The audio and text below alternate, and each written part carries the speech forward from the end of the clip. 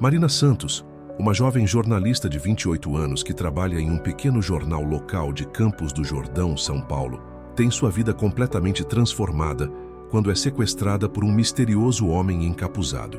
Levada para uma cabana isolada nas montanhas da Serra da Mantiqueira, ela descobre que seu sequestrador não é o criminoso brutal que esperava, mas sim um homem atormentado que escreve poemas todas as noites, revelando uma alma sensível por trás de ações desesperadas. Ao longo de 6 capítulos, a história explora temas profundos sobre redenção, conexão humana, trauma e a capacidade do amor de transformar as situações mais impossíveis. O céu de Campos do Jordão estava carregado de nuvens cinzentas naquela tarde de quinta-feira, 15 de junho. O vento frio da Serra da Mantiqueira sussurrava entre os pinheiros, criando uma sinfonia melancólica que Marina Santos conhecia bem. Ela ajustou o casaco de lã azul marinho enquanto caminhava pela rua de Djalma Forjás, suas botas fazendo um ruído ritmado contra o asfalto molhado da chuva matinal. Marina tinha 28 anos, cabelos castanhos ondulados que sempre insistiam em escapar do rabo de cavalo que fazia todas as manhãs, e olhos verdes que refletiam uma determinação silenciosa. Trabalhava há 3 anos no Jornal da Serra, um pequeno periódico local que circulava pela região, onde cobria desde festivais de inverno até problemas na infraestrutura urbana da cidade turística. Naquele dia, ela estava investigando uma série de desaparecimentos que haviam acontecido nas últimas semanas. 3 pessoas da região tinham sumido sem deixar rastros, e a polícia local parecia mais interessada em manter o caso longe da mídia do que propriamente resolvê-lo. Marina sentia que havia algo maior por trás daquelas ocorrências. Não pode ser coincidência, murmurou para si mesma, folheando suas anotações enquanto caminhava. Ela havia entrevistado familiares das vítimas, conversado com comerciantes locais e até mesmo tentado falar com o delegado responsável, que sempre a dispensava com evasivas. O telefone tocou em seu bolso. Era Marcos, seu editor e amigo de longa data. Marina, onde você está? Preciso que volte para a redação. Chegou uma denúncia anônima sobre aqueles desaparecimentos. Que tipo de denúncia? Ela perguntou, parando em frente a uma pequena floricultura cujo dono, seu Joaquim, sempre lhe dava informações valiosas sobre o movimento na cidade. Alguém disse que viu um homem suspeito rondando o mercado municipal ontem à noite. Pode ser uma pista importante. Marina sentiu o coração acelerar. Finalmente algo concreto. Estou indo para aí, respondeu, mudando de direção para voltar ao jornal. Mas ela não sabia que estava sendo observada. Agora, antes de continuar, me conta de que lugar do mundo você está assistindo nossa história. Deixa nos comentários sua cidade ou país.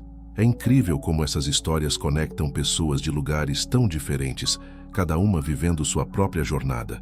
Do outro lado da rua, parcialmente escondido atrás de um poste de iluminação, um homem alto vestindo um casaco preto observava cada movimento de Marina. Ele tinha aproximadamente 35 anos, cabelos escuros ligeiramente grisalhos nas têmporas e olhos que carregavam uma tristeza profunda. Suas mãos, escondidas nos bolsos, tremiam levemente, não de frio, mas de nervosismo. Ele a seguia há 2 dias, estudando sua rotina, seus hábitos, os lugares que frequentava. Sabia que ela morava sozinha em um pequeno apartamento na Rua dos Pinheiros, que tomava café no mesmo local todas as manhãs e que tinha o costume de fazer longas caminhadas quando estava pensando em alguma matéria. O homem não queria estar ali. Suas mãos tremiam porque cada fibra de seu ser gritava que aquilo estava errado, que havia outras formas de resolver seu problema.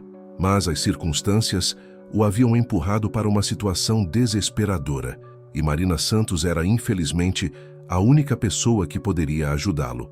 Ele tirou um pequeno papel amassado do bolso e leu novamente as palavras que havia escrito na noite anterior. Às vezes, os desesperados fazem coisas que jamais imaginaram, não por maldade, mas por uma dor que consome tudo ao redor. Perdão é uma palavra que ainda não aprendi a pronunciar direito. Era um trecho de um de seus poemas. Ele escrevia todas as noites, desde que sua vida havia desmoronado completamente 6 meses atrás. Era sua única forma de processar a dor, de tentar entender como havia chegado àquele ponto. Marina continuou caminhando, alheia ao perigo que a espreitava. Ela estava animada com a possibilidade de finalmente ter uma pista sólida sobre os desaparecimentos. Não imaginava que, em poucos minutos, ela mesma se tornaria parte daquela história sombria. Quando chegou a uma rua mais deserta, próxima ao parque que ficava no caminho para a redação, o homem se aproximou. Seus passos eram silenciosos, calculados. Ele havia planejado aquele momento meticulosamente, mas seu coração batia tão forte que tinha certeza de que Marina poderia ouvi-lo. "Com licença", ele disse, sua voz rouca e hesitante. Marina se virou, sorrindo educadamente, como sempre fazia quando alguém a abordava na rua. "Sim? Você é Marina Santos, do jornal local?" "Sou sim. Posso ajudá-lo em alguma coisa?" O homem hesitou por um momento. De perto, ela parecia ainda mais jovem, mais frágil do que ele havia percebido de longe. Seus olhos verdes refletiam bondade, curiosidade genuína. Ele quase desistiu naquele momento, mas então pensou em sua filha. Pensou em Sofia, de apenas 8 anos, que estava internada em um hospital particular em São Paulo, lutando contra uma doença rara que requeria um tratamento caríssimo. Pensou na quantia absurda que precisava reunir em poucos dias, ou perderia a única pessoa que ainda dava sentido à sua vida. "Desculpe", ele murmurou, e antes que Marina pudesse reagir, ele pressionou um pano com clorofórmio contra seu rosto. Os olhos de Marina se arregalaram de terror. Ela tentou gritar, mas o pano abafou sua voz. Tentou se debater, mas o homem era muito mais forte. Em questão de segundos, ela sentiu suas forças se esvaindo, sua visão ficando turva. "Desculpe", ele repetiu, e dessa vez havia lágrimas em seus olhos. "Desculpe muito." Marina desmaiou em seus braços. O homem olhou ao redor rapidamente. A rua estava deserta, como ele havia previsto. Carregou Marina até uma van preta que estava estacionada a algumas quadras dali. Suas mãos tremiam violentamente enquanto a acomodava no banco traseiro, cobrindo-a com um cobertor. Ele dirigiu por quase 2 horas, seguindo estradas secundárias que conhecia bem, até chegar a uma cabana isolada nas montanhas. O local era cercado por mata densa, longe de qualquer vizinhança. Havia sido da família de sua ex-esposa e agora estava abandonado há anos. Quando Marina começou a despertar, já estava em um quarto pequeno, mas limpo. Ela sentiu a cabeça latejando e levou alguns segundos para se lembrar do que havia acontecido. Quando a memória voltou, o pânico tomou conta de seu corpo. Ela estava deitada em uma cama simples, com lençóis limpos e um cobertor quente. Não estava amarrada, mas a porta do quarto estava trancada. Havia uma pequena janela com grades através da qual podia ver apenas árvores e mais árvores. "Onde estou?" ela gritou, correndo até a porta e batendo nela com os punhos. "Me deixe sair! Socorro!" Do outro lado, o homem estava sentado em uma cadeira de madeira, com o rosto entre as mãos. Cada grito de Marina era como uma punhalada em sua consciência. Ele havia preparado comida para ela, água fresca, até mesmo alguns livros que encontrou na cabana. "Por favor, não grite", ele disse, sua voz mal passando pela porta. "Eu não vou machucá-la, eu só preciso da sua ajuda." "Minha ajuda? Você me sequestrou!"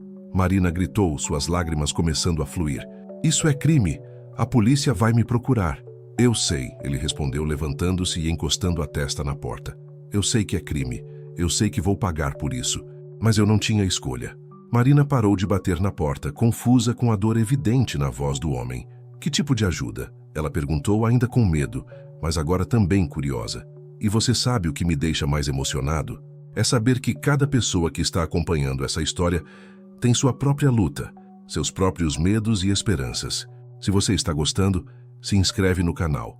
Quero que você faça parte dessa jornada, que a gente continue conectado por essas histórias que tocam o coração." O homem respirou fundo antes de responder. "Você estava investigando os desaparecimentos", ele disse.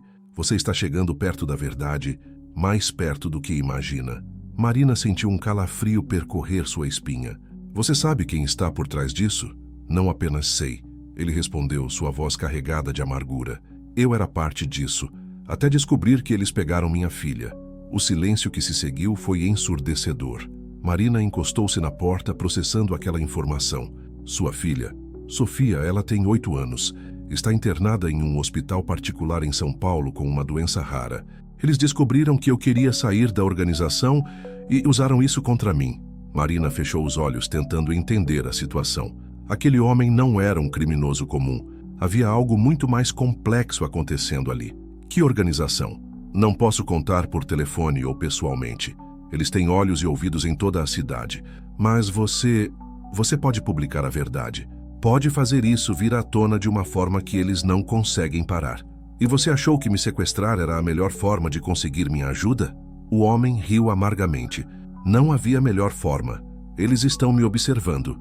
Se eu simplesmente chegasse até você, tanto eu quanto você estaríamos mortos antes do amanhecer.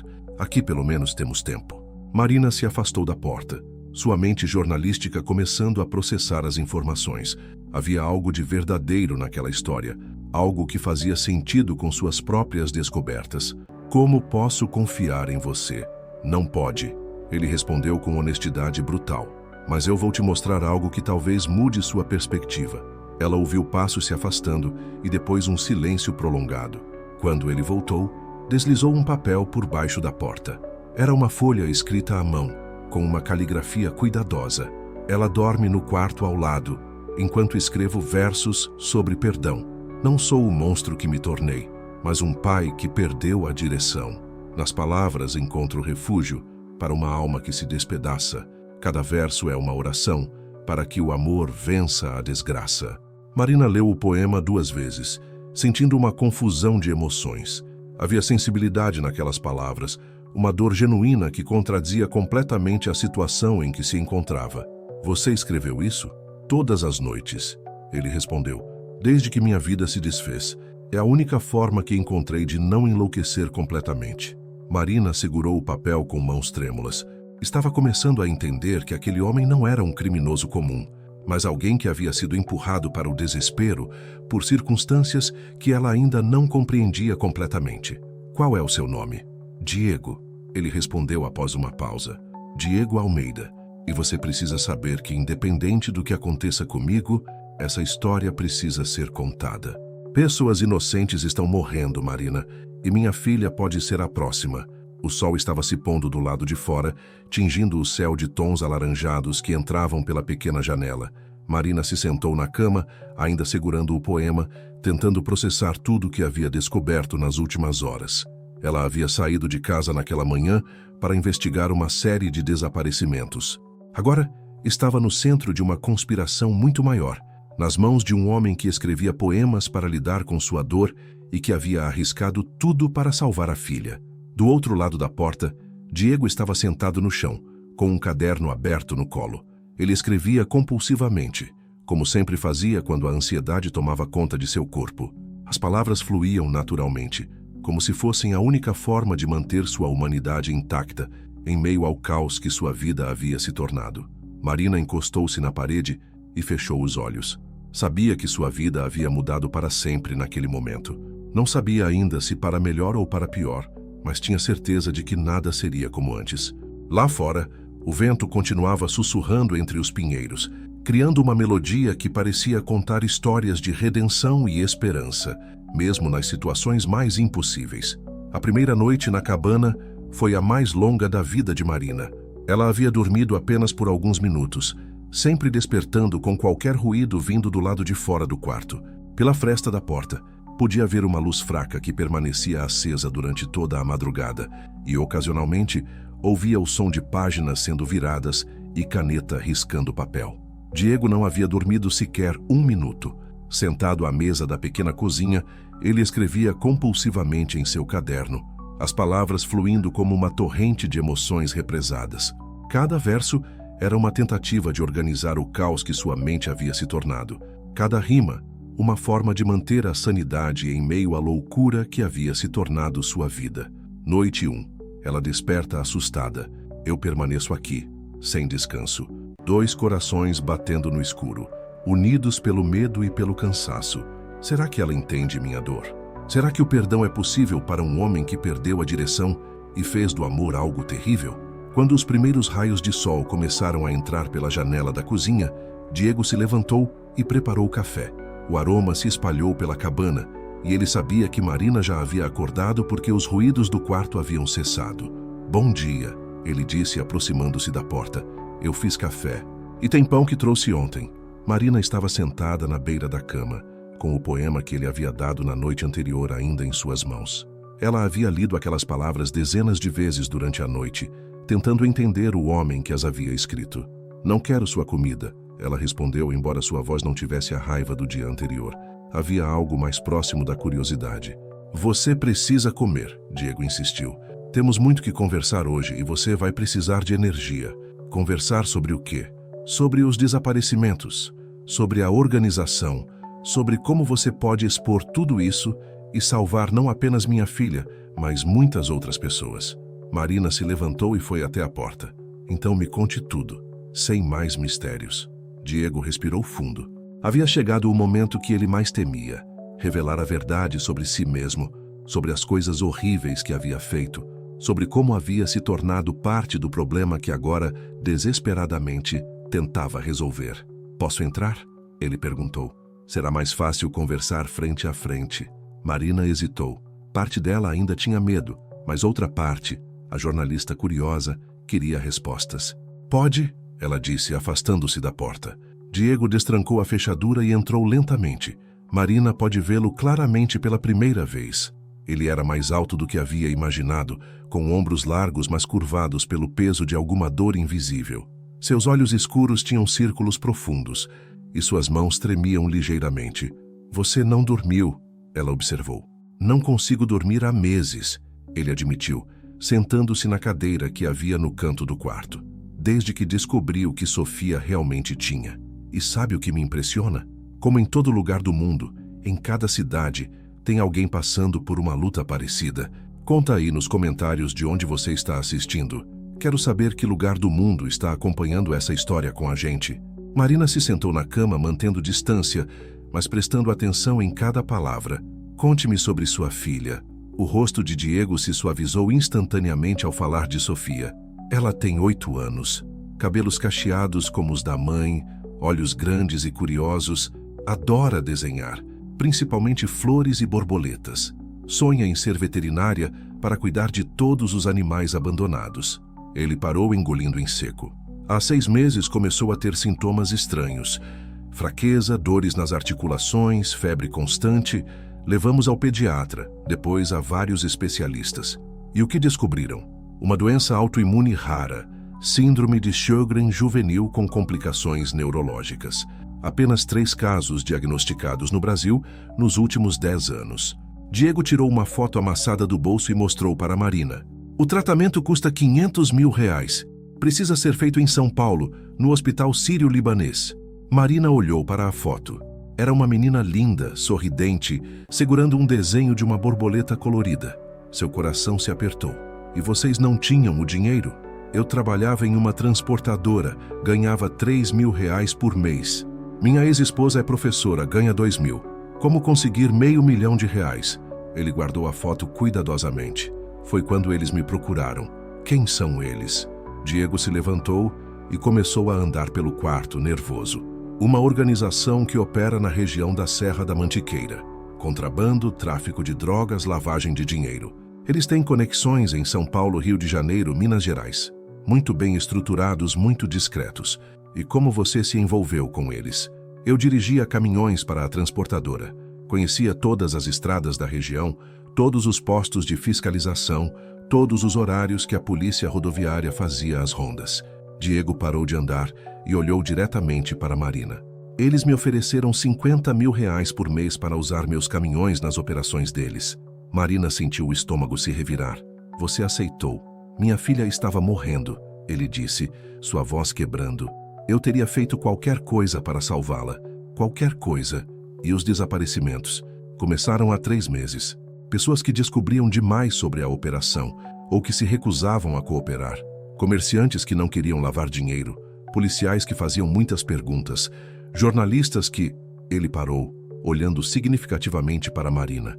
"Jornalistas como eu." "Exato. Você estava chegando muito perto da verdade. Eles já tinham decidido que você seria a próxima." Marina sentiu um calafrio percorrer sua espinha. "E você foi encarregado de me sequestrar?"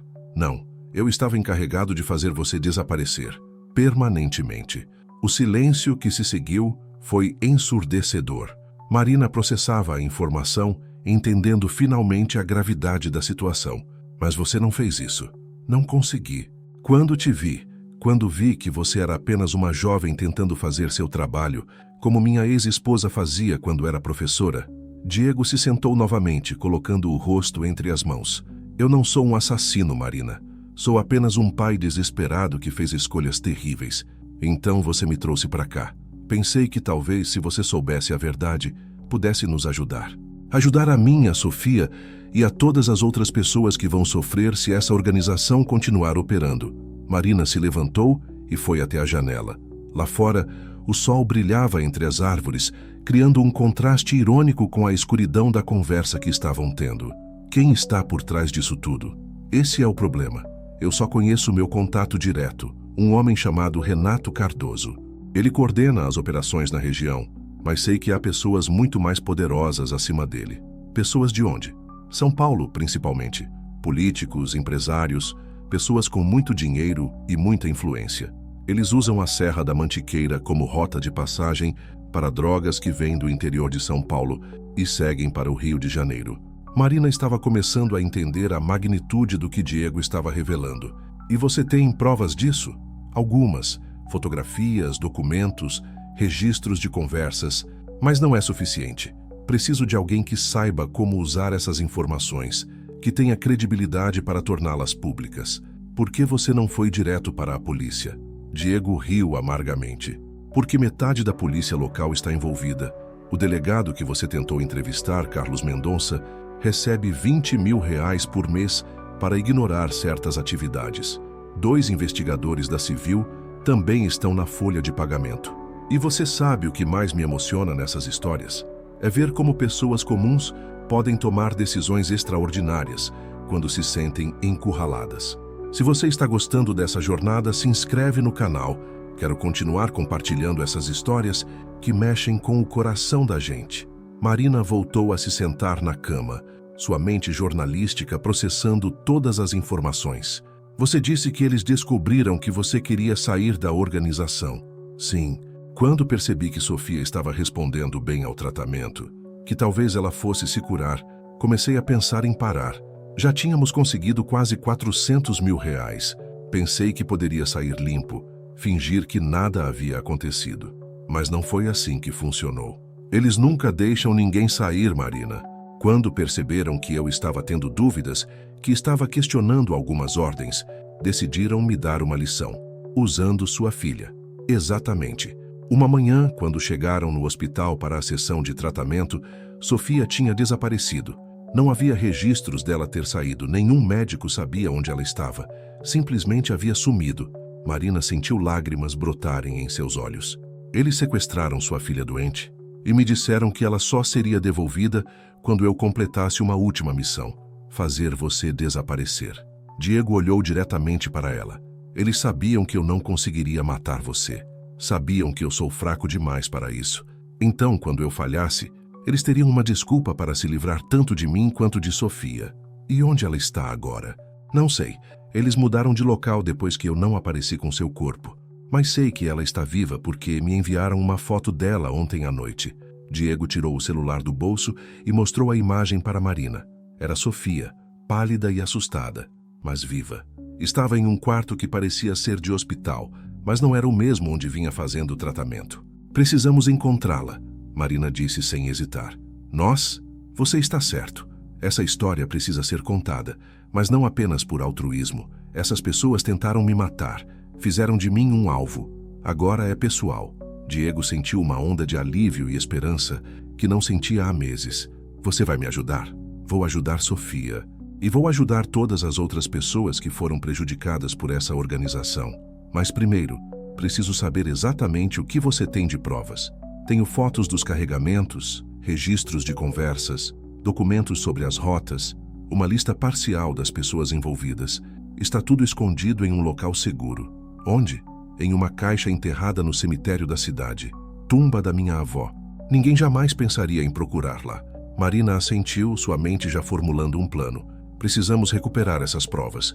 Depois vamos criar uma estratégia para expor tudo isso de uma forma que eles não possam parar. E Sofia? Primeiro a salvamos. Depois nos vingamos. Diego olhou para Marina com uma expressão que misturava gratidão e admiração. Por que você está fazendo isso? Você poderia simplesmente tentar fugir. Marina pensou na pergunta por um momento. Porque é isso que jornalistas fazem. Contamos histórias que precisam ser contadas, especialmente quando pessoas poderosas tentam nos impedir. Ela fez uma pausa. E por que você pode ser um criminoso, Diego, mas também é um pai tentando salvar sua filha? Isso eu entendo. O resto da manhã foi passado planejando. Diego desenhou um mapa detalhado da região, mostrando onde ficavam os pontos de encontro da organização, as rotas que usavam, os locais onde sabia que mantinham prisioneiros. Marina fez anotações detalhadas, sua experiência jornalística a ajudando a organizar as informações de forma coerente.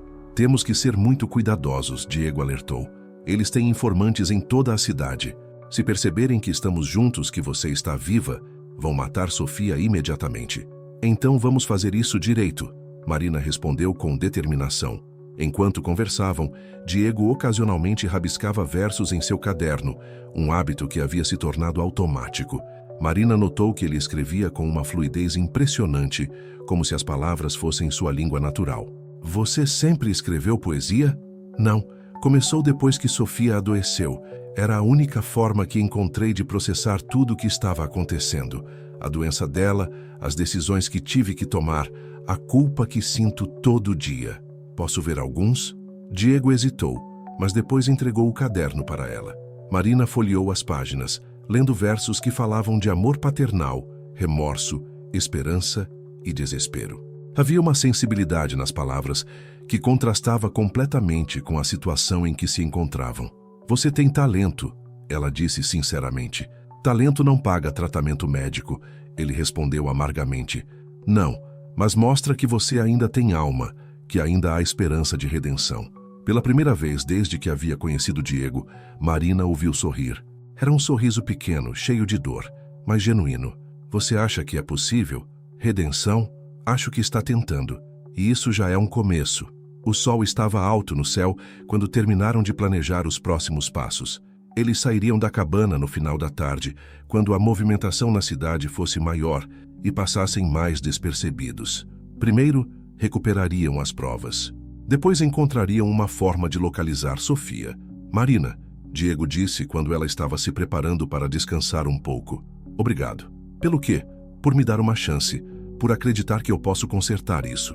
Marina olhou para ele, vendo não mais o homem que a havia sequestrado, mas um pai desesperado tentando salvar sua filha, e no processo, talvez salvar também a si mesmo. Todos merecem uma segunda chance, Diego, especialmente quando estão dispostos a arriscar tudo para fazer a coisa certa. Do lado de fora, as nuvens começaram a se formar novamente, prometendo mais chuva para o final do dia. Mas, pela primeira vez em muito tempo, ambos sentiram que talvez houvesse esperança no horizonte. O céu estava carregado de nuvens escuras quando Diego e Marina deixaram a cabana às 5 da tarde. A chuva, que havia começado como uma garoa fina, agora caía com mais intensidade, criando uma cortina natural que os ajudaria a passar despercebidos pelas ruas de Campos do Jordão. Marina vestia um casaco com capuz que Diego havia encontrado na cabana, e ele usava um boné puxado para baixo, cobrindo parte do rosto. Eles haviam concordado em fingir ser um casal voltando de uma caminhada nas trilhas, caso alguém os questionasse. O cemitério fica a 2 quilômetros daqui, Diego explicou enquanto caminhavam pela estrada secundária. Mas precisamos contornar o centro da cidade. Não podemos arriscar que alguém nos reconheça. Marina assentiu, seus nervos à flor da pele. Durante o dia, ela havia processado tudo o que Diego havia contado, e agora entendia que estava no centro de algo muito maior e mais perigoso do que qualquer matéria que já havia investigado. Você tem certeza de que as provas estão seguras lá? Absoluta. Escolhi a tumba da minha avó porque sei que ninguém mais da família vem visitá-la. E como o cemitério é antigo, a maioria das pessoas evita caminhar por aquela área, especialmente à noite. Eles seguiram por trilhas conhecidas apenas pelos moradores locais, Diego guiando Marina através de caminhos que serpenteavam entre a mata fechada. O som da chuva nas folhas criava uma sinfonia natural que mascarava seus passos. Diego, Marina disse, após caminharem em silêncio por 20 minutos. O que você vai fazer depois que tudo isso acabar? assumindo que conseguiremos salvar Sofia e expor a organização. Diego parou de andar por um momento, como se a pergunta o tivesse pegado de surpresa. Não sei se haverá um depois para mim, Marina. Fiz parte de uma organização criminosa por meses. Mesmo que seja por uma boa causa, isso não apaga o que fiz. Mas você está tentando consertar as coisas. Tentando, sim, mas isso não significa que escaparei das consequências. Ele olhou para ela. E você? Depois que essa história for publicada, sua vida também vai mudar para sempre. Marina considerou a pergunta. Sabia que Diego estava certo. Expor uma organização daquele porte significava fazer inimigos poderosos, viver sempre olhando por cima do ombro. Então teremos que nos certificar de que a história seja tão bem contada que eles não tenham como nos silenciar. Ela respondeu com determinação. Continuaram caminhando, e Diego ocasionalmente parava para rabiscar algumas palavras em seu caderno. Mesmo em meio àquela situação tensa, a necessidade de escrever parecia ser mais forte que qualquer coisa. Caminhamos sob a chuva, dois fugitivos da verdade. Ela busca justiça nas palavras. Eu busco paz na saudade. Cada passo é uma oração, para que Sofia volte a sorrir. Cada verso é uma promessa, de que ainda posso me redimir. E sabe o que me toca mais nessas histórias? É perceber como em qualquer lugar do mundo tem alguém lutando por quem ama, tomando riscos incríveis por uma pessoa especial. Me conta nos comentários de onde você está assistindo. É incrível ver como essas histórias conectam corações de lugares tão diferentes. Quando chegaram aos arredores do cemitério, já eram quase 7 da noite. O local era antigo, com túmulos que datavam do século XIX, cercado por muros altos e uma vegetação que havia crescido de forma selvagem ao longo dos anos. Ali, Diego apontou para um portão lateral que estava parcialmente coberto por era. Sempre tem uma das grades soltas. Usava para entrar quando era criança. Eles se aproximaram cuidadosamente, verificando se não havia ninguém por perto. Diego testou a grade, que cedeu facilmente, abrindo espaço suficiente para eles passarem. O cemitério estava mergulhado em sombras, apenas alguns raios de luz filtrados pelas nuvens iluminando as lápides antigas. O cheiro de terra molhada e vegetação em decomposição criava uma atmosfera soturna que fez Marina se arrepiar. Por aqui, Diego sussurrou, guiando-a através dos caminhos estreitos entre os túmulos. Eles caminharam por cerca de 5 minutos até chegarem a uma seção mais afastada do cemitério, onde as lápides eram mais simples e antigas. Diego parou em frente a uma tumba modesta, com uma lápide de mármore cinza onde se lia: Maria das Graças Almeida, 1934-2008, avó querida que vive em nossos corações. Ela me criou depois que meus pais morreram em um acidente de carro, Diego explicou, ajoelhando-se ao lado da tumba. Sempre dizia que se eu precisasse de alguma coisa, ela estaria aqui para me ajudar. Nunca imaginei que seria de forma tão literal. Ele começou a cavar ao lado da lápide com uma pequena pá que havia trazido. A terra estava mole devido à chuva, facilitando o trabalho. Marina fazia guarda, atenta a qualquer ruído que pudesse indicar a aproximação de alguém. Após cerca de 15 minutos cavando, Diego sentiu a pá bater em algo sólido. Aqui estás, ele murmurou, puxando uma caixa de metal vedada do buraco. A caixa estava enrolada em plástico e parecia estar em perfeitas condições, apesar de ter ficado enterrada por semanas. Diego a abriu cuidadosamente, revelando seu conteúdo. Fotografias, documentos, pendrives e um pequeno gravador digital. Tudo está aqui, ele disse, verificando rapidamente cada item. As fotos dos carregamentos, os documentos sobre as rotas, as gravações das conversas com Renato Cardoso. Marina examinou algumas das fotografias. Mostravam caminhões sendo carregados à noite, homens transferindo caixas e pacotes, placas de veículos, rostos de pessoas envolvidas na operação. Isso é ouro, Diego. Com esse material, podemos destruir toda a organização. Não toda, apenas a parte que eu conhecia. Os verdadeiros chefes estão em São Paulo e eu nunca os conheci pessoalmente. Mas é um começo. E se conseguirmos prender Renato Cardoso e os outros da operação local, ele pode delatar os superiores em troca de uma redução de pena. Diego fechou a caixa e a colocou em uma mochila impermeável que havia trazido. Agora precisamos sair daqui antes que alguém perceba a nossa presença. Eles estavam se preparando para partir quando ouviram o som de vozes se aproximando. Diego fez sinal para Marina se esconder atrás de um mausoléu próximo e eles ficaram imóveis, tentando identificar quem estava vindo. Tem certeza de que foi aqui? Uma voz masculina perguntou. O informante disse que viu movimento nesta área do cemitério. 2 pessoas, um homem e uma mulher. Marina sentiu o coração disparar. Como haviam sido descobertos tão rapidamente? Se for mesmo o Diego, dessa vez ele não escapa. O chefe já perdeu a paciência.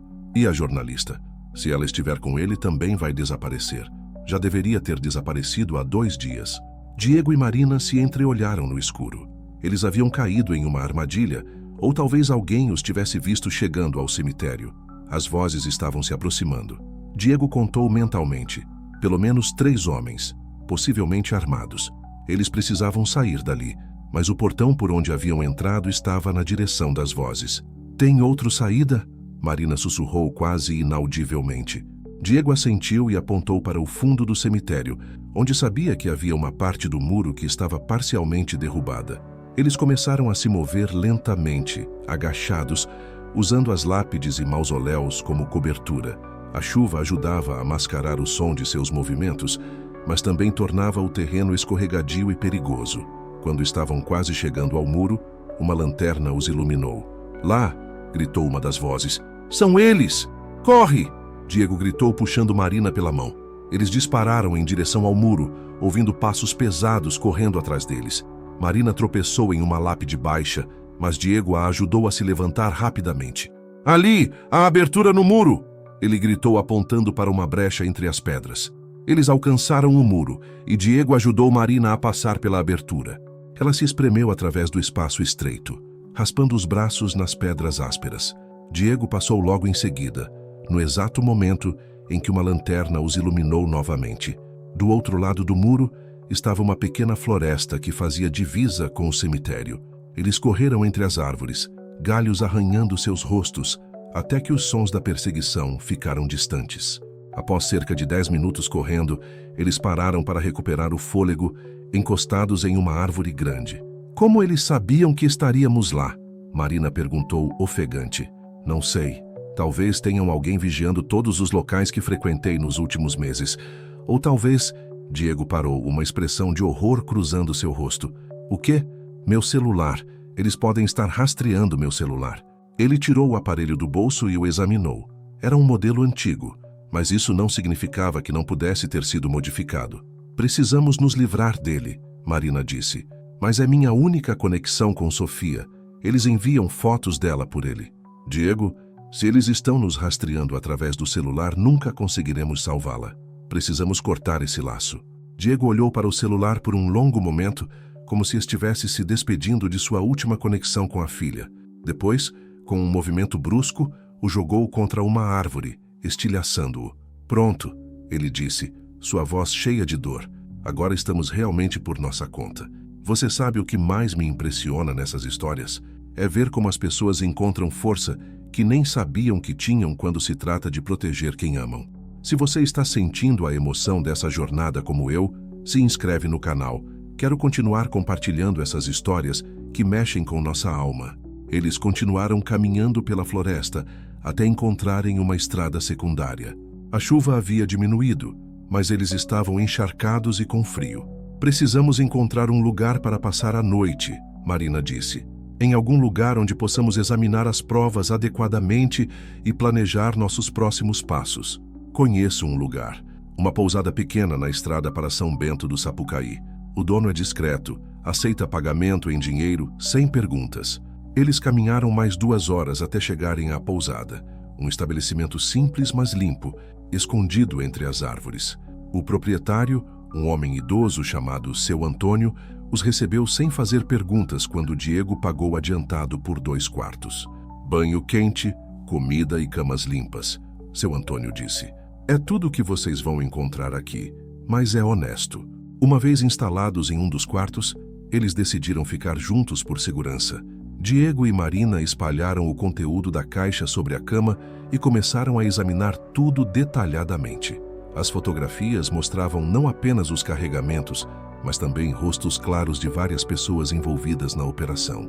Os documentos continham informações sobre rotas, horários, quantidades transportadas e valores envolvidos. Olha isso, Marina disse, pegando uma folha com anotações manuscritas. É uma lista de pagamentos. Aqui está o nome do delegado Carlos Mendonça, dos investigadores da Civil e... Meu Deus! O quê? O prefeito da cidade também está recebendo dinheiro. E um vereador. E o comandante da polícia militar local. Diego examinou a lista. É pior do que eu pensava. A corrupção está em todos os níveis do poder local. Marina tirou seu próprio celular e começou a fotografar todos os documentos. Estou criando backups de tudo. Vamos enviar cópias para jornalistas de São Paulo e do Rio de Janeiro, pessoas que estão fora da esfera de influência dessa organização. E quanto a Sofia? Vamos usar essas informações como moeda de troca. Eles querem que os documentos desapareçam. Nós queremos Sofia de volta. Diego balançou a cabeça. Não vai funcionar. Eles vão matar ela assim que conseguirem as provas. Então não vamos entregar as provas. Vamos ameaçar publicá-la se alguma coisa acontecer com ela. E se eles chamarem nosso bluff? Marina olhou para ele com determinação. Então vamos publicar tudo e torcer para que a pressão pública force as autoridades estaduais a agirem. É arriscado, mas é a única chance que temos. Diego se sentou na beira da cama e começou a escrever em seu caderno, como sempre fazia quando estava nervoso. Nas mãos dela, nossa esperança. Nas palavras, nossa arma. Na verdade, nosso escudo. Na justiça, nossa calma. Sofia espera em algum lugar enquanto cavamos nossa própria tumba, mas se morrermos por amor, que nossa história ilumine e não sucumba. Marina leu o poema por cima do ombro dele. Você não vai morrer, Diego. Nem você, nem Sofia. Vamos encontrar uma forma de expor essa organização e salvar sua filha. Como pode ter tanta certeza? Porque agora temos a verdade do nosso lado. E a verdade sempre encontra uma forma de vir à tona. Eles passaram o resto da noite organizando as informações, criando um plano detalhado para o dia seguinte. Marina redigiu um artigo preliminar usando as provas que tinham, preparando-se para enviá-lo aos contatos jornalísticos em São Paulo, caso precisassem agir rapidamente. Quando finalmente foram dormir, já eram quase 3 da manhã. Diego se deitou totalmente vestido, pronto para fugir caso fossem descobertos novamente. Marina fez o mesmo, mas antes de fechar os olhos, olhou para o homem que havia se tornado seu parceiro naquela missão impossível. 2 dias atrás ele era apenas um sequestrador misterioso. Agora, ela começava a entender que ele era muito mais. Um pai desesperado, um poeta atormentado e talvez a única pessoa que poderia ajudá-la a expor uma das maiores organizações criminosas da região. Lá fora, a chuva continuava caindo, lavando as ruas e preparando o terreno para o que prometia ser o dia mais perigoso de suas vidas. O amanhecer chegou cinzento e silencioso na pousada. Marina acordou com o som de Diego escrevendo em seu caderno, sentado na poltrona ao lado da janela. Ele parecia não ter dormido nem um minuto. Seus olhos vermelhos fixos no papel, onde as palavras fluíam como uma torrente de emoções. Quinta manhã sem seu sorriso, quinta noite sem sua voz. Sofia, minha pequena estrela, papai está lutando por nós. Cada verso é uma oração, cada rima, uma promessa. Que, quando o sol nascer amanhã, você esteja livre dessa tristeza. Bom dia, Marina disse suavemente, levantando-se da cama. Diego olhou para ela e Marina pôde ver a exaustão física e emocional em seu rosto. Não consegui dormir. Fico pensando no que Sofia deve estar sentindo, se ela acha que eu a abandonei. Ela sabe que você não faria isso. Filhos sempre sabem quando são amados. Marina se aproximou da janela e olhou para fora.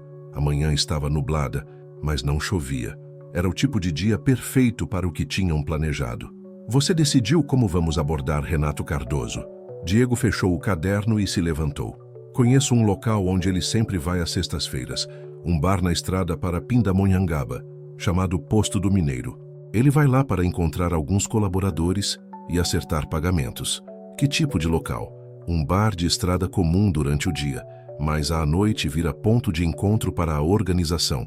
O dono, Sebastião, também faz parte do esquema. Lava dinheiro através do estabelecimento. Marina examinou novamente as fotografias que haviam recuperado na noite anterior. Temos fotos dele aqui. E gravações de conversas. Isso deveria ser suficiente para pressioná-lo. O problema é que ele nunca anda sozinho. Sempre tem pelo menos 2 homens armados com ele. Então precisamos de uma forma de separá-lo dos guarda-costas. Diego refletiu por um momento. Posso ligar para ele de um telefone público, dizer que tenho informações sobre você, que descobri onde você está escondida. Ele vai querer vir pessoalmente verificar. É arriscado. E se ele trouxer mais gente? É um risco que temos que correr. Sofia está em algum lugar, provavelmente assustada e se perguntando por que ninguém vem salvá-la. Marina assentiu. Ela entendia o desespero de Diego e sabia que cada hora que passava diminuía as chances de encontrarem Sofia viva. Está bem, vamos fazer isso. Mas primeiro, vou enviar cópias de todas as provas para 3 jornalistas diferentes em São Paulo. Se alguma coisa acontecer conosco, pelo menos a história será contada. Eles passaram a manhã organizando os últimos detalhes do plano. Marina redigiu um artigo completo sobre a organização, incluindo todas as provas que tinham, e o enviou para Paulo Henrique Cardoso, do jornal Estado de São Paulo, Ana Carolina Silva, da Folha de São Paulo, e Roberto Santos, da revista Veja. Na mensagem, ela explicava a situação e pedia que publicassem a matéria caso ela e Diego não dessem sinais de vida em 48 horas. E sabe o que mais me emociona nessas histórias? É perceber como a coragem pode nascer nas situações mais impossíveis. Gente comum que toma decisões extraordinárias por amor. Me conta nos comentários de onde você está acompanhando essa jornada. É incrível como essas histórias conectam pessoas de todos os cantos do mundo. Às 14h, eles deixaram a pousada. Seu Antônio, o proprietário, os despediu com um aceno silencioso, sem fazer perguntas sobre seus hóspedes misteriosos. O posto do mineiro ficava a 40 minutos de carro da pousada. Diego havia conseguido emprestado um Volkswagen Gol antigo de seu Antônio, pagando uma quantia generosa e prometendo devolvê-lo em perfeitas condições. Você tem certeza de que quer fazer isso? Marina perguntou enquanto dirigiam pela estrada sinuosa. Sofia tem apenas 8 anos, Marina. Ela não merece pagar pelos meus erros. Não são apenas seus erros, Diego. Você foi empurrado para essa situação por pessoas que se aproveitaram do seu desespero. Diego não respondeu, mas Marina viu uma lágrima escorrer pelo seu rosto. Quando chegaram ao posto, estacionaram a uma distância segura, onde podiam observar o movimento sem serem vistos. O local era exatamente como Diego havia descrito. Um pequeno posto de gasolina com um bar anexo, movimento típico de uma parada de caminhoneiros.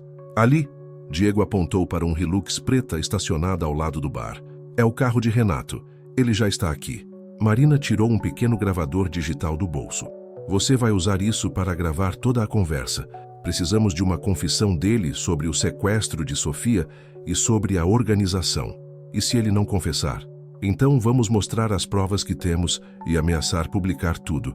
Homens como ele sempre escolhem o caminho que cause menos dano a eles mesmos. Diego respirou fundo e ligou o gravador. Se alguma coisa der errado, nada vai dar errado. Marina o interrompeu, embora ela mesma não estivesse completamente convencida. Diego saiu do carro e caminhou até um orelhão que ficava do outro lado da estrada. Marina o observou discando um número e falando por alguns minutos. Quando ele voltou, parecia tenso. Ele vem. Disse que tem 15 minutos para me encontrar com você, ou Sofia vai desaparecer definitivamente. Onde vamos nos encontrar? Há um galpão abandonado a 2 quilômetros daqui. Costumávamos usar para guardar mercadorias antes de transportá-las. Ele conhece o local. Eles dirigiram até o galpão, uma construção antiga de metal corrugado cercada por mato alto. O local era isolado, sem casas ou comércio nas proximidades. Perfeito para uma emboscada, Marina murmurou. Ou para uma confissão, Diego respondeu, tentando manter o otimismo. Eles estacionaram perto do galpão e esperaram. Marina se escondeu atrás de uma pilha de materiais de construção abandonados, de onde podia ouvir toda a conversa, enquanto Diego ficou visível, próximo ao carro. Após 10 minutos, ouviram o som de um motor se aproximando. A Hilux preta parou a cerca de 20 metros do galpão, e um homem de aproximadamente 45 anos saiu do veículo. Era alto, forte, com cabelos grisalhos e uma cicatriz que cortava sua sobrancelha direita. 2 outros homens saíram do carro claramente armados. "Diego!" Renato gritou. "Onde está a jornalista?" "Primeiro me diga onde está minha filha", Diego respondeu, sua voz firme apesar do nervosismo. Renato se aproximou lentamente, fazendo sinal para seus homens ficarem próximos ao carro. "Sofia está segura, por enquanto, Mas isso pode mudar rapidamente se você não cooperar. Quero vê-la, quero falar com ela. Isso não vai acontecer. Você falhou na missão, Diego. A jornalista deveria estar morta há 3 dias. Diego ligou discretamente o gravador que estava no bolso de sua jaqueta. Eu não sou um assassino, Renato. Nunca concordei em matar ninguém. Você concordou em fazer parte da nossa organização. E quando se faz parte, se obedece ordens. Todas as ordens. Mesmo quando envolvem sequestrar uma criança doente? Renato riu cruelmente. Sua filha não é a primeira que usamos para garantir cooperação. E não será a última. É muito eficiente, você sabe. Pais fariam qualquer coisa pelos filhos. Marina sentiu náusea ao ouvir aquelas palavras. Estava gravando tudo com seu próprio celular, criando uma segunda cópia da confissão. Onde ela está, Diego insistiu. Em um local seguro. Ela está recebendo os cuidados médicos necessários, não se preocupe. Somos profissionais. Profissionais que sequestram crianças. Profissionais que fazem o que é necessário para manter um negócio de milhões de reais funcionando. Você acha que operamos essa rede apenas com boa vontade? Diego deu um passo mais próximo de Renato. Que rede? Conte-me sobre a operação. Quero entender em que me meti. Renato o olhou com suspeita. Por que essa curiosidade súbita? Porque quero saber se minha filha está envolvida em algo que vale a pena, se o dinheiro que consegui para o tratamento dela realmente justifica tudo isso. E você sabe o que mais me impressiona em histórias como essa? É ver como o amor de um pai pode levá-lo a enfrentar os piores medos. Se você está sentindo a tensão dessa jornada como eu, se inscreve no canal. Quero continuar compartilhando essas histórias que mexem com nossa alma. Renato relaxou ligeiramente. Você faz parte da maior operação de contrabando e tráfico da região sudeste, Diego. Movimentamos mais de 50 milhões de reais por ano. Drogas do interior paulista para o Rio de Janeiro. Armas do Paraguai para São Paulo. Mercadorias roubadas por toda a região. E quem está por trás disso tudo? Pessoas importantes, muito importantes. Empresários, políticos, pessoas que você vê na televisão e que jamais imaginaria que estão envolvidas nisso. Como o prefeito de Campos do Jordão. Renato sorriu. O prefeito é fichinha perto dos verdadeiros chefes. Ele só recebe uma graninha para fechar os olhos. Os grandes estão em São Paulo. Quem são eles? Informação que vale mais do que a vida da sua filha, meu amigo. E informação que você nunca vai ter. Diego sentiu que havia chegado o momento de pressionar mais. E se eu disser que já tenho informações sobre a operação? Fotos, documentos, gravações? O rosto de Renato se transformou instantaneamente. Que tipo de informações? Do tipo que poderia acabar com toda a operação se chegasse aos jornais certos. Renato fez um sinal para seus homens, que imediatamente sacaram suas armas. Onde estão esses documentos? Em lugar seguro. E se alguma coisa acontecer comigo ou com Sofia, eles serão automaticamente enviados para jornalistas de São Paulo e do Rio. Você está blefando. Quer arriscar? O silêncio que se seguiu foi tenso. Marina podia ver Renato calculando suas opções, pesando os riscos. Mesmo que você tenha alguma coisa, não seria suficiente para nos derrubar. Temos proteção em níveis que você nem imagina. Talvez, mas seria suficiente para criar um problema muito grande. E pessoas importantes não gostam de problemas. Renato deu alguns passos em direção a Diego, sua mão se movendo em direção à arma na cintura. Você cometeu um erro muito grande, Diego. Primeiro, se recusou a matar a jornalista. Agora está tentando me chantagear. Isso não vai acabar bem para você ou para sua filha. Onde ela está? Diego gritou, perdendo a paciência. Eu fiz tudo o que vocês pediram por meses. Transportei suas drogas, lavei seu dinheiro, fechei os olhos para suas atrocidades. O mínimo que vocês podem fazer é me dizer onde está minha filha. Sua filha está onde deveria estar, pagando pelos seus erros. Aquelas palavras foram como um gatilho para Diego. Ele se lançou contra Renato, mas os 2 guarda-costas foram mais rápidos. Um deles acertou Diego com a coronha da arma, derrubando-o no chão. Chega de jogos, Renato disse, apontando sua própria arma para Diego. Você vai me dizer onde estão os documentos, ou vai morrer aqui mesmo. Foi nesse momento que Marina saiu de seu esconderijo. Ele não precisa dizer onde estão os documentos, ela gritou, segurando seu celular alto. Porque eu já enviei cópias de tudo para 3 jornais diferentes em São Paulo. A história vai ser publicada amanhã, com ou sem vocês. Renato virou a arma em direção a ela. A jornalista desaparecida, que conveniente. Não tão desaparecida assim, Marina respondeu, tentando manter a voz firme. Aí, se alguma coisa acontecer comigo, isso só vai confirmar tudo que está nos documentos. Que documentos? Renato perguntou, mas Marina podia ver incerteza em seus olhos. Fotos de seus carregamentos, listas de pagamentos para autoridades locais, gravações de suas conversas com Diego. Tudo, incluindo a confissão que você acabou de fazer sobre sequestrar Sofia. Marina mostrou o celular onde a gravação ainda estava ativa. Renato olhou para Diego, depois para Marina, calculando rapidamente suas opções. Era um homem inteligente o suficiente para entender que a situação havia escapado de seu controle. Vocês não sabem com quem estão se metendo, ele disse finalmente. Sabemos exatamente com quem estamos nos metendo, Marina respondeu. E é por isso que temos certeza de que vamos ganhar, porque a verdade sempre vem à tona, Renato. Sempre. O confronto havia chegado ao seu clímax. 3 armas apontadas para eles, uma organização criminosa exposta e uma menina de 8 anos em algum lugar, esperando que seu pai a salvasse. Diego se levantou lentamente, o sangue escorrendo de um corte na testa. Última chance, Renato. Me diga onde está Sofia, e talvez possamos chegar a um acordo. Renato olhou para ele por um longo momento, depois baixou a arma. Ela está em uma clínica particular em Taubaté, Clínica São Rafael, quarto 237. Mas isso não vai adiantar nada para vocês, porque vocês não vão sair vivos daqui. Ele fez sinal para seus homens atirarem, mas nesse exato momento, o som de sirene se aproximando ecoou pela estrada. A expressão de Renato mudou completamente. Vocês chamaram a polícia? Não a polícia local, Marina disse com um sorriso. A Polícia Federal. Eles chegaram de São Paulo esta manhã, depois que enviei as primeiras provas. 3 carros da Polícia Federal surgiram na estrada, cercando rapidamente o galpão.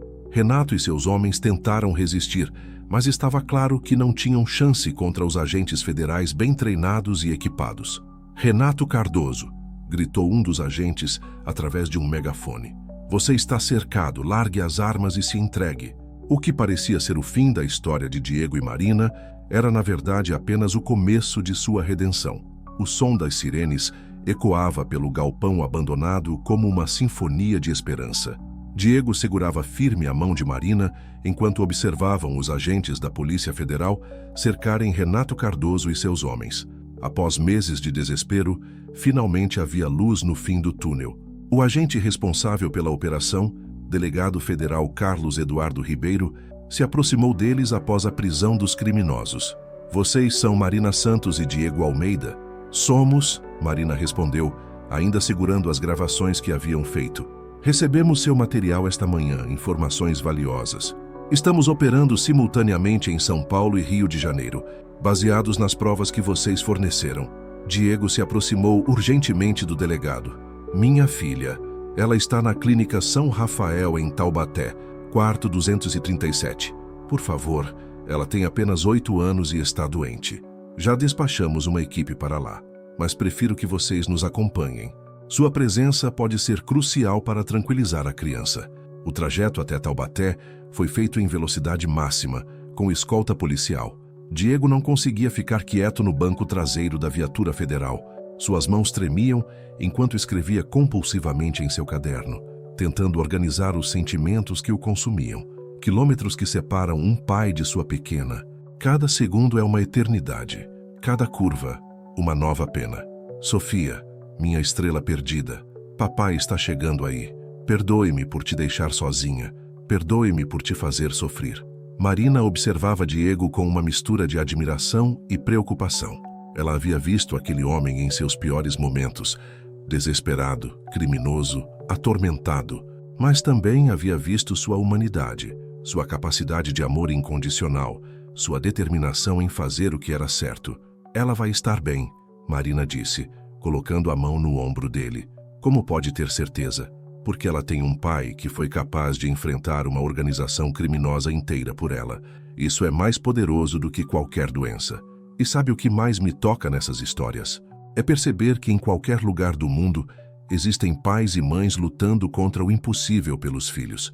Me conta nos comentários de onde você está assistindo. É emocionante saber que essa história está conectando corações de tantos lugares diferentes.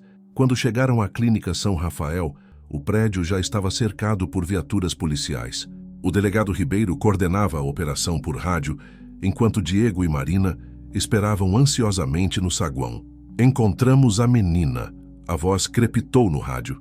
Quarto 237, como informado. Ela está consciente e aparentemente bem cuidada. Tem 2 homens fazendo guarda que se renderam sem resistência. Diego desabou em uma cadeira, lágrimas de alívio escorrendo pelo seu rosto. Ela está viva. Ela está bem. Posso subir? Ele perguntou ao delegado. Pode, mas com calma. Ela passou por um trauma.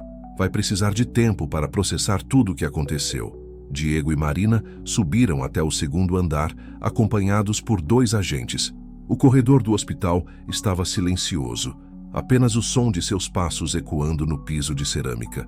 Quando chegaram ao quarto 237, Diego parou na porta, respirando profundamente. Suas mãos tremiam tanto que mal conseguia segurar a maçaneta. Quer que eu entre primeiro? Marina ofereceu. Não, preciso fazer isso. Ele abriu a porta lentamente. O quarto era pequeno, mas confortável, com uma cama hospitalar, uma poltrona e uma televisão. E lá, sentada na cama com um livro de colorir no colo, estava Sofia. Ela levantou os olhos quando a porta se abriu e por um momento pareceu não reconhecer o pai. Diego estava mais magro, com barba por fazer, olhos vermelhos de cansaço. Mas então seu rostinho se iluminou. Papai! Diego atravessou o quarto em 3 passadas e abraçou a filha como se não a visse há anos. Sofia se agarrou ao pescoço dele, começando a chorar. Eu sabia que você viria me buscar, ela soluçou. Eu sabia que não tinha me abandonado.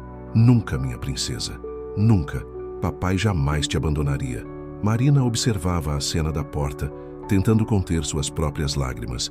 Depois de tudo que haviam passado, finalmente havia um final feliz à vista. Papai, quem são essas pessoas? Sofia perguntou olhando para os agentes federais que esperavam no corredor. São policiais do bem, minha filha. Eles vieram nos ajudar. E quem é ela? Sofia apontou para Marina. Diego olhou para Marina e sorriu. Ela é Marina, uma amiga muito especial que me ajudou a encontrar você. Marina se aproximou da cama e se agachou na altura de Sofia. Oi, Sofia. Seu pai me contou muitas coisas sobre você. Ele me disse que você desenha borboletas lindas. Sofia sorriu timidamente. Você quer ver? Ela mostrou o livro de colorir, cheio de borboletas em cores vibrantes. Cada desenho era cuidadosamente colorido, com atenção aos mínimos detalhes. São lindos, Marina disse sinceramente. Você tem muito talento. O delegado Ribeiro entrou no quarto. Desculpem interromper, mas precisamos de algumas informações. Sofia, você se lembra de como chegou aqui? Sofia olhou para o pai, que assentiu encorajadoramente. Uns homens vieram no hospital onde eu estava fazendo tratamento. Disseram que papai tinha pedido para me levarem para um lugar melhor. E eles te machucaram? Não, eles foram gentis, mas eu tinha medo porque papai não estava comigo. E aqui na clínica, como te trataram?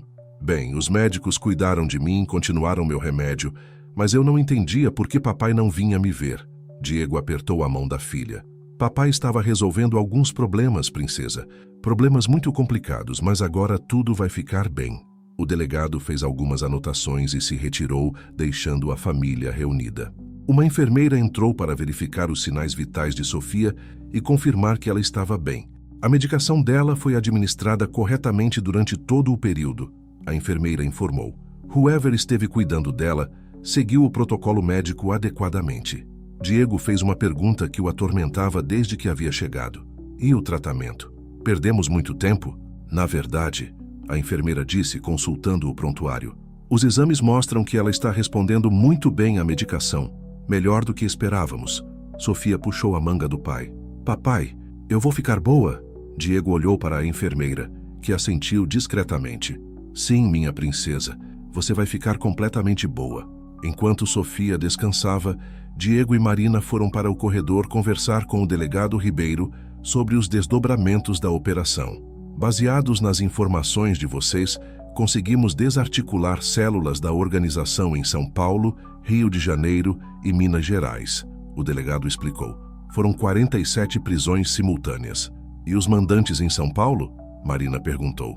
Ainda estamos investigando, mas já temos pistas sólidas. Renato Cardoso está colaborando em troca de uma redução de pena. Você sabe o que mais me emociona em histórias como essa? É ver como uma pessoa comum pode fazer a diferença quando decide lutar pela verdade. Se você está sentindo essa emoção junto comigo, se inscreve no canal. Quero continuar compartilhando essas histórias que mostram o melhor da humanidade. E quanto a Diego? Marina perguntou, olhando para ele com preocupação. O Ministério Público vai analisar o caso. Considerando a colaboração, o fato de ter sido coagido através da filha e que não cometeu crimes violentos, provavelmente será uma pena alternativa. Prestação de serviços comunitários, multa. Diego assentiu. Ele sabia que teria que pagar por suas escolhas, mas pelo menos Sofia estaria segura. Posso levá-la para casa hoje?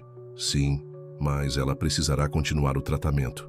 E vocês terão proteção policial por algum tempo, até termos certeza de que não há mais ameaças. Quando voltaram ao quarto, Sofia estava acordada, brincando com uma boneca que uma das enfermeiras havia dado a ela. Papai, posso ir para casa? Pode, sim. Vamos para casa. E a tia Marina vem com a gente? Diego olhou para Marina, percebendo que, apesar de tudo que haviam passado, não queriam se separar ainda. Se ela quiser, ele disse. Marina sorriu. Eu adoraria conhecer onde vocês moram. O apartamento de Diego ficava em um pequeno prédio residencial no centro de Campos do Jordão. Era simples, mas aconchegante, cheio de desenhos de Sofia colados na geladeira e fotos dos dois em vários momentos felizes. Sofia correu para seu quarto e voltou com uma caixa cheia de desenhos. Tia Marina, enquanto eu estava no hospital, desenhei isso para o papai. Era um desenho de um homem e uma menina de mãos dadas com borboletas voando ao redor. Na parte de baixo, escrito com letra infantil: Papai, eu te amo mesmo quando você está longe. Diego segurou o desenho com mãos trêmulas. Eu também te amo, princesa, mais do que tudo no mundo. Naquela noite, enquanto Sofia dormia em seu próprio quarto pela primeira vez em semanas, Diego e Marina se sentaram na pequena varanda do apartamento. O céu estava estrelado e o ar frio da montanha trazia o perfume dos pinheiros. O que você vai fazer agora? Marina perguntou. Primeiro, garantir que Sofia complete o tratamento. Depois, não sei. Talvez volte a dirigir caminhões. Trabalho honesto. E a poesia? Diego olhou para seu caderno que estava sempre ao seu lado. Acho que vou continuar escrevendo. Me ajuda a processar as coisas. Você já pensou em publicar? Nunca pensei nisso. São apenas palavras de um homem tentando entender a vida. São muito mais do que isso, Diego. São palavras de alguém que passou pelo inferno e voltou. Alguém que lutou por amor e encontrou redenção. Diego abriu o caderno e escreveu algumas linhas. Hoje minha filha voltou para casa. Hoje a justiça prevaleceu. Hoje aprendi que mesmo nos momentos mais escuros, o amor sempre venceu. Marina, anjo disfarçado de jornalista, obrigado por acreditar em mim. Sofia, minha estrela mais brilhante, obrigado por não desistir. E você? Diego perguntou. Vai voltar para o jornal? Sim, mas essa história mudou minha perspectiva sobre muita coisa. Sobre coragem, sobre redenção, sobre como pessoas comuns podem fazer coisas extraordinárias. Você vai escrever sobre isso? Já estou escrevendo, mas não apenas sobre a organização criminosa, sobre você, sobre Sofia, sobre como o amor de um pai pode mover montanhas. Diego sorriu, e como uma jornalista corajosa pode salvar uma família inteira. Eles ficaram em silêncio por alguns minutos, observando as estrelas e processando tudo o que havia acontecido nos últimos dias. Marina, Diego disse finalmente. Sim, obrigado. Por tudo. Obrigada a você. Por me mostrar que sempre há esperança, mesmo nas situações mais desesperadoras. Do quarto de Sofia veio o som de risadas baixinhas. Ela estava falando sozinha, provavelmente brincando com suas bonecas, feliz por estar em casa. Ela é forte, Marina observou. Mais forte do que eu, Diego concordou. Mas agora eu sei que posso ser forte para ela também. A noite avançou com conversas sobre planos futuros, sobre como reconstruir suas vidas após a tempestade que haviam enfrentado. Marina sentia que havia encontrado não apenas uma grande história para contar, mas também uma família que havia se tornado parte de sua própria jornada. Quando finalmente se preparavam para dormir, Sofia apareceu na sala com uma expressão sonolenta. Papai, você vai estar aqui quando eu acordar? Vou, minha princesa, para sempre. E a tia Marina? Marina olhou para Diego, que assentiu. Eu vou estar aqui também, ela disse. Sofia sorriu e voltou para seu quarto satisfeita. Diego e Marina trocaram um olhar cheio de significado. Eles haviam começado aquela jornada como sequestrador e vítima, mas estavam terminando como uma família improvável, unida pela adversidade e fortalecida pelo amor. Lá fora, Campos do Jordão dormia tranquila, sem saber que uma das maiores operações criminosas da região havia sido desarticulada por um pai desesperado e uma jornalista corajosa que acreditaram que a verdade sempre prevalece. O sol da manhã entrava pelas janelas do pequeno apartamento em Campos do Jordão, criando reflexos dourados nas paredes repletas de desenhos de Sofia.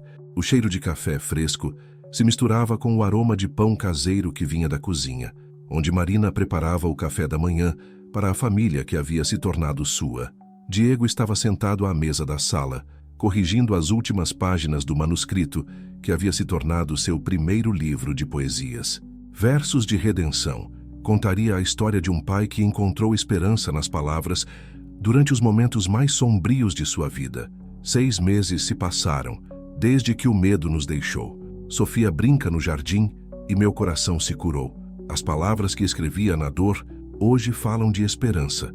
O amor venceu o desespero e a vida nos deu uma segunda chance. Sofia entrou correndo na sala, vestindo um uniforme escolar novo. Aos 9 anos agora, ela havia crescido alguns centímetros e ganhado peso saudável. Seus exames médicos mais recentes mostravam uma remissão quase completa da doença. "Papai, olha o que eu escrevi na escola", ela disse, mostrando um caderno. Diego leu a redação intitulada Minha Família. Minha família é pequena, mas cheia de amor. Meu papai escreve poemas lindos e me ensina que as palavras podem curar qualquer dor. Minha madrinha Marina é jornalista e me conta histórias do mundo inteiro. Ela não é minha mãe de sangue, mas é minha mãe do coração. Nós 3 somos uma família especial, porque escolhemos estar juntos, mesmo quando tudo parecia impossível. Diego sentiu lágrimas brotarem em seus olhos. A maturidade de Sofia, sua capacidade de entender e expressar sentimentos complexos, continuava a surpreendê-lo. "É linda, princesa. Você escreve tão bem quanto o papai. A professora disse que eu posso participar do concurso de redação da escola." Marina entrou da cozinha, carregando uma bandeja com café, pão quentinho e geleia caseira. "Claro que pode. Você tem talento de família", ela disse, bagunçando carinhosamente os cabelos de Sofia. Nos últimos 6 meses, Marina havia se tornado muito mais do que uma amiga da família. Ela havia se mudado para Campos do Jordão, aceitando um cargo de editora-chefe do Jornal da Serra, que havia ganhado reconhecimento nacional após sua série de reportagens sobre a organização criminosa desarticulada. E você sabe o que mais me emociona nessas histórias? É perceber que, às vezes, as maiores transformações nascem dos momentos mais difíceis. Gente de todos os cantos do mundo passando por suas próprias jornadas de recomeço. Me conta nos comentários de onde você está assistindo. É lindo saber que essas histórias de esperança conectam corações tão distantes. "Como está o livro?" Marina perguntou, sentando-se ao lado de Diego. "Terminado. A editora disse que vai lançar no mês que vem. Estou tão orgulhosa de você", ela disse, beijando sua testa, "de como você transformou sua dor em algo belo." Sofia subiu na cadeira entre os dois. "Papai, quando o livro sair, você vai ficar famoso?" Diego riu. "Não sei, princesa. Mas se ficar, vai ser porque as pessoas vão entender que sempre há esperança, mesmo nos momentos mais escuros." O telefone tocou, interrompendo o café da manhã. Era o delegado federal Carlos Eduardo Ribeiro, que havia se tornado um amigo da família ao longo dos meses. "Diego, tenho novidades sobre o caso." A voz dele soou séria do outro lado da linha. "Pode falar." "Conseguimos chegar aos mandantes finais em São Paulo. Baseados na colaboração de Renato Cardoso e nas provas que vocês forneceram, prendemos ontem o empresário Roberto Silveira e o deputado estadual Marcos Vieira. Eles eram os verdadeiros chefes da organização." Diego sentiu um alívio imenso. Durante todos esses meses, havia uma preocupação constante de que os verdadeiros responsáveis escapassem da justiça. "E quanto à minha sentença?" "Como esperávamos, o juiz aceitou o acordo. 2 anos de prestação de serviços comunitários, multa de R$50 mil e liberdade condicional. Considerando sua colaboração e as circunstâncias, foi o melhor resultado possível. Obrigado, delegado. Por tudo. Obrigado você, Diego. Sua coragem salvou muitas vidas." Quando Diego desligou o telefone, Marina e Sofia estavam olhando para ele expectantes. Acabou, ele disse simplesmente. Realmente acabou. Sofia pulou no colo do pai. Isso significa que não precisamos mais ter medo? Não, princesa, nunca mais. Naquela tarde, eles foram ao cemitério visitar o túmulo da avó de Diego. Era a primeira vez que voltavam lá desde aquela noite dramática, 6 meses atrás. Diego levava flores frescas e uma cópia do manuscrito de seu livro. Vó, quero que a senhora conheça minha família, ele disse, ajoelhando-se diante da lápide. Essa é Sofia, sua bisneta que a senhora teria amado. E essa é Marina, a mulher que salvou nossas vidas e que agora faz parte da nossa história. Sofia colocou uma rosa vermelha sobre a lápide. Vó Maria, obrigada por cuidar do papai quando ele era pequeno e obrigada por guardar os papéis importantes que ajudaram a me salvar. Marina observava a cena, comovida pela simplicidade e profundidade daquele momento. Ela estaria orgulhosa de vocês, ela disse. Estaria, Diego concordou. Ela sempre dizia que a vida dava segundas chances para quem estava disposto a lutar por elas. Quando saíram do cemitério, passaram pelo centro da cidade. Campos do Jordão estava preparando-se para o festival de inverno e as ruas estavam enfeitadas com luzes e decorações coloridas. Papai, posso tomar um chocolate quente? Sofia perguntou, apontando para uma confeitaria. Claro, princesa. Enquanto Sofia escolhia doces na vitrine, Diego e Marina se sentaram em uma mesa próxima à janela. Você se arrepende de alguma coisa? Marina perguntou. Diego pensou por um momento. Me arrependo de ter me envolvido com a organização. Me arrependo do sofrimento que causei a Sofia. Mas não me arrependo do que isso nos trouxe. O que nos trouxe? Você, ele disse, segurando a mão dela. Nossa família. A chance de recomeçar. Marina sorriu, aquele sorriso que havia se tornado a luz mais brilhante na vida de Diego. Também não me arrependo de nada, nem mesmo de ter sido sequestrada por um poeta desesperado. Sofia voltou à mesa carregando um chocolate quente gigantesco, coberto de chantilly. Tia Marina, você vai casar com o papai? A pergunta pegou os dois de surpresa. Eles haviam falado sobre isso em particular, mas ainda não tinham certeza de como abordar o assunto com Sofia.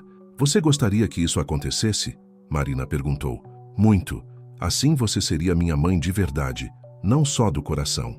Diego e Marina se entreolharam, ambos sabendo que aquela era a resposta que precisavam. Então acho que temos um casamento para planejar, Diego disse. E sabe o que mais me toca? É ver como o amor verdadeiro encontra um jeito de florescer mesmo depois da tempestade.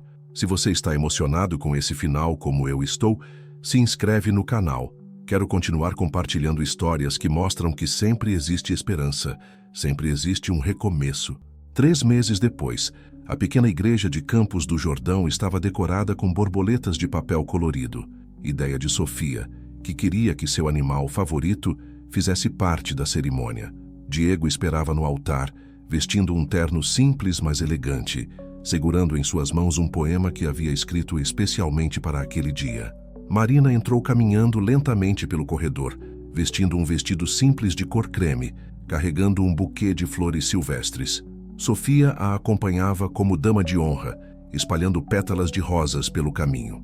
Quando Marina chegou ao altar, Diego leu o poema que havia preparado. Hoje prometo amar você, em todos os dias que virão, nos momentos de alegria e também na tribulação. Você salvou minha alma perdida, trouxe luz ao meu escuro. Hoje prometo ser seu companheiro no presente e no futuro. Sofia, nossa filha do coração, seja testemunha deste amor, que começou numa noite fria e hoje floresce como uma flor. Não havia muitos convidados na cerimônia. Alguns colegas de trabalho de Marina, vizinhos queridos e o delegado Ribeiro, que havia se tornado um amigo próximo da família. Mas a igreja estava cheia de amor e esperança.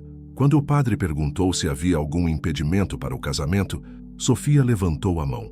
Eu tenho algo a dizer, ela anunciou, fazendo todos rirem. Pode falar, querida, o padre disse sorrindo. Eu só quero dizer que o papai e a Marina se amam muito e que eu sou a filha mais sortuda do mundo porque vou ter os dois cuidando de mim para sempre. A igreja explodiu em aplausos e lágrimas de emoção. Após a cerimônia, houve uma pequena festa no salão da igreja. Diego havia preparado uma surpresa especial, uma apresentação de poemas que contava toda a história deles, desde o sequestro até aquele momento de felicidade. Esta história começou com medo. ele disse, parado diante dos convidados. Começou com desespero, com escolhas erradas, com um pai que havia perdido a esperança, mas termina com amor, com família, com a certeza de que sempre existe uma segunda chance para quem está disposto a lutar por ela. Sofia subiu no palco improvisado. Posso ler meu poema também? Diego assentiu, surpreso. Não sabia que a filha havia escrito algo. Sofia pegou uma folha de papel amassada e leu com a voz clara. Era uma vez um papai triste, que escrevia para não chorar. Uma moça muito corajosa, que veio nossa família salvar. Hoje somos 3 corações que batem sempre juntos, e eu sei que vamos ser felizes, em todos os assuntos. A plateia se emocionou tanto quanto com os poemas de Diego. A menina havia herdado não apenas a sensibilidade do pai, mas também sua capacidade de transformar sentimentos em palavras. Quando a festa terminou e os convidados foram embora, a nova família voltou para casa. Sofia dormiu rapidamente, exausta pela emoção do dia. Diego e Marina se sentaram na varanda, como faziam todas as noites, observando as estrelas. 1 ano atrás, você poderia imaginar que estaríamos aqui? Marina perguntou. Jamais. 1 ano atrás, eu era um homem perdido, fazendo coisas terríveis por desespero. Hoje sou um marido, um pai, um poeta. E eu era uma jornalista solitária investigando desaparecimentos. Hoje sou esposa, mãe e parte de uma história de amor que parece ficção. Diego abriu seu caderno, o mesmo caderno onde havia escrito durante as noites mais sombrias de sua vida, e começou a escrever.